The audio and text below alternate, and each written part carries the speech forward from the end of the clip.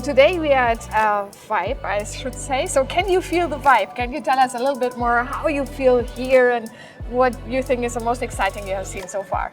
Yeah, so I've just arrived, and it's interesting to see that finally Berlin has stepped up when it comes to large events and conferences, and is now the host of FIBE, a conference that's dedicated to the fintech industry. And funny enough, fintech was always the largest sector for the past years when it comes to venture capital financing.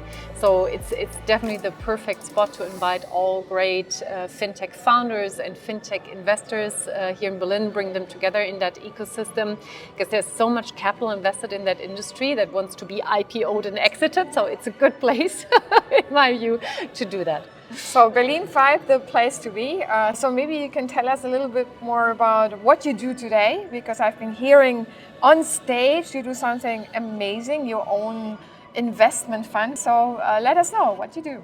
Thank you so much, Martha. So yeah, after 12 years of company building and co-founding fintechs one after the other, I decided to switch to the other side of the table, become a professional investor.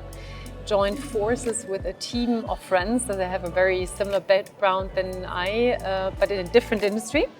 And with Caesar Ventures, we are basically like a super angel fund. So if we invest in the earliest possible stage, love to be the first professional investor for teams. And the sectors we focus on are deep tech AI, climate tech, digital health, and fintech.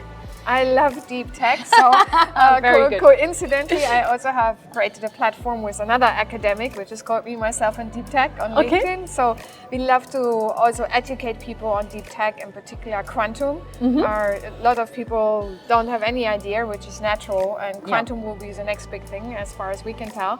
So can you tell us a little bit more, give us some secrets, which startups are you looking at, maybe not the names, but if you can, but also which startups are in deep tech AI and what it means. So what do they really change? And is there a common purpose, you can say? So where you say, okay, we want to really create something which improves people's lives.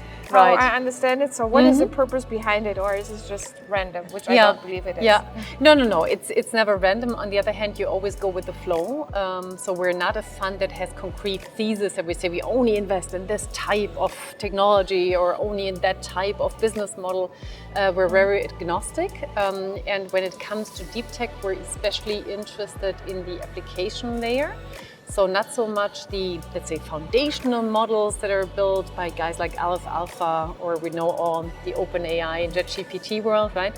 We're looking more at teams that use these existing foundational models and apply them in certain areas of industries and problems. So one investment we have made is Vitas AI. They've used exactly that type of foundation model to create a voice bot.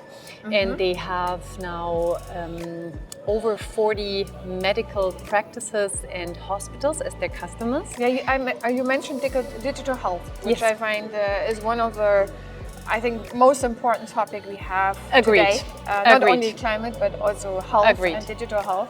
So can you explain a little bit more, because I find this really fascinating. Yeah, so what they do is if you as a patient today want to make an appointment at a hospital or a doctor, you rarely get someone on the phone. It's super difficult. And this is a natural voice bot that helps you to make an appointment at your availability or renew a prescription, for example.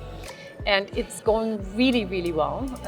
Another area that we find quite interesting is genome analysis. So we're currently looking at a startup that was created by two researchers from the Max Planck Institute here in Berlin.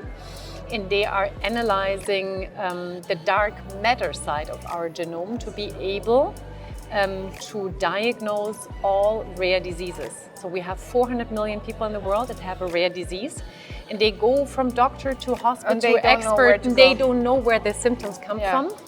With their AI-based solution, self-developed and patented, they can diagnose all rare diseases in the world and help people, and then over time also help pharmaceutical companies to develop very individual therapeutica for those rare diseases. Thanks a lot for being with us and sharing your tremendous knowledge and what you do today. Thank you. Thank you.